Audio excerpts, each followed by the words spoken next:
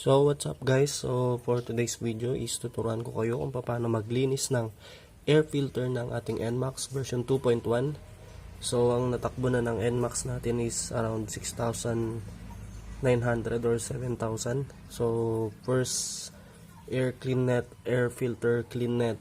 So tansya ko hindi pa ganun kadumi yung air filter na to, pero titignan pa rin natin kung pwede na siyang linisin, dahil mas maganda ma-check natin agad kung madumi na ba ito or hindi pa.